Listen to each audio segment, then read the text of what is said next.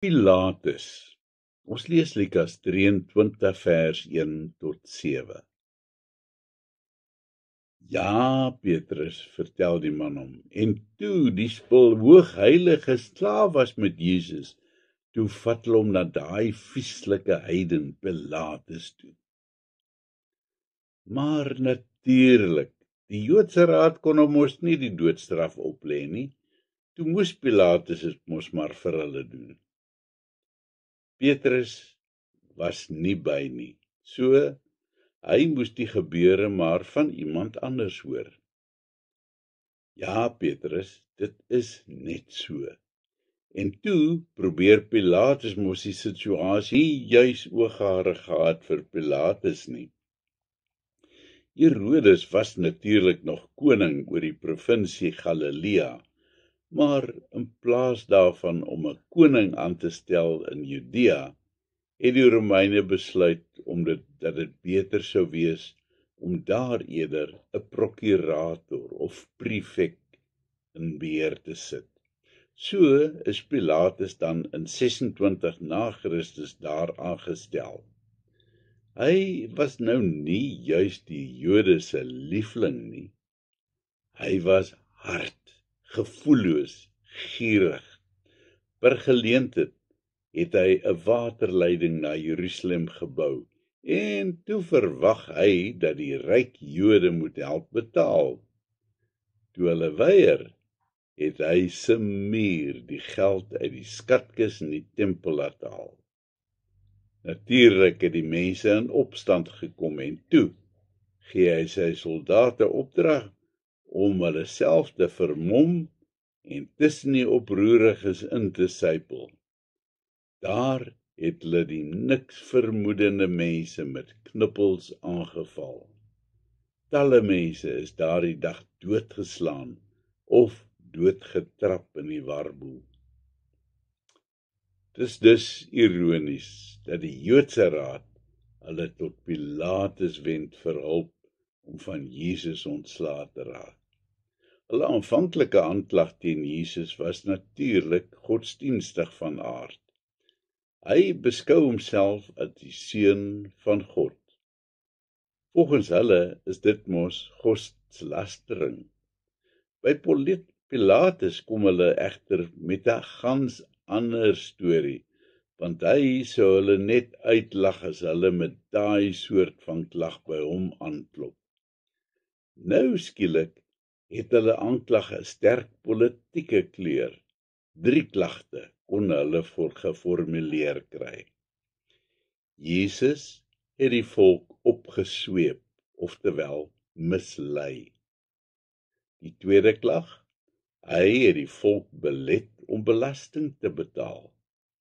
En die derde een, hy het beweer dat hy die koning is, met ander woorde, die Christus. Op die eerste aanklag het Pilatus seker maar net sy kop geskud, want wanneer het Jesus ooit die volk opgesweep? Die naaste daaraan was toe hy hierdie manne wat hom verhoor 'n spul giftige slange genoem het.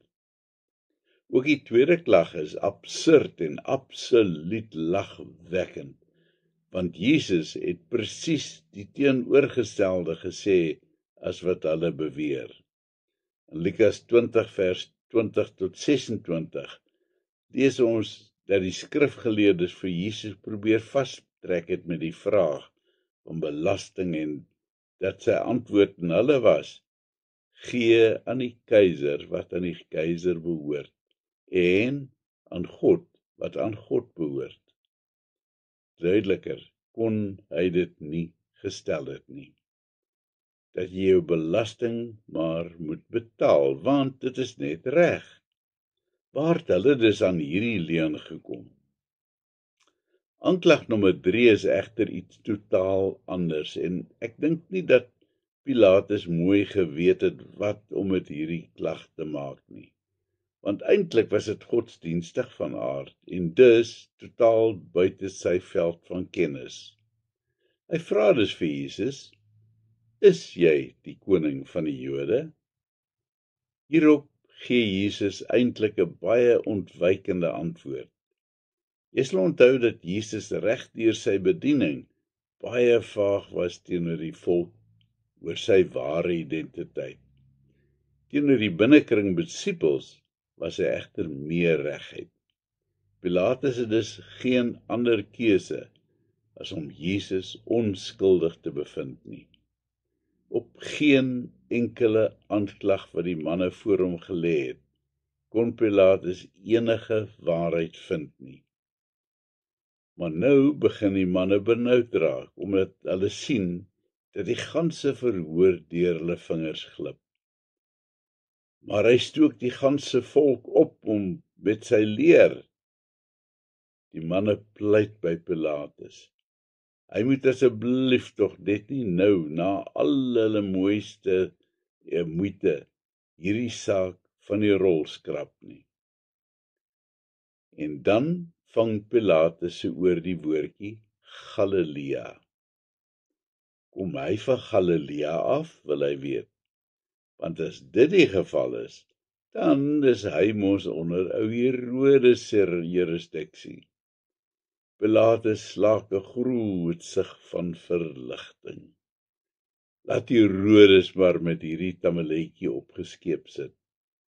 Nou is dit, dankie tog, uit sy hande uit. Pilatus het al die mag gehad om hierdie verhoor net daar kort te knip en Jesus vry te laat. Maar hierdie magtige man was te pabroekig om hierdie besluit te neem, wat die waarheid sou laat seëvier. Jy wil graag vir Pilatus veroordeel oor hierdie lamsikkige besluit, maar moenie oorhaastig wees nie, want ons land dikwels in dieselfde soort situasie. Dan moet ons presies wat Pilatus gedoen het. Sodra ons onseker begin raak, skuif ons liewer die onrus oor na iemand anderste. Daar's egter iets anders wat ons nooit mag vergeet nie. God het Pilatus presies laat doen wat hy wou hê hy moet doen.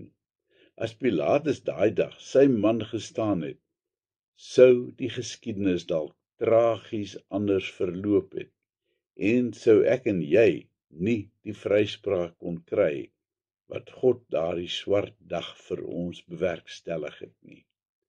Ja, hy het selfs die goddelose Pilatus gebruik om sy doel te bereik.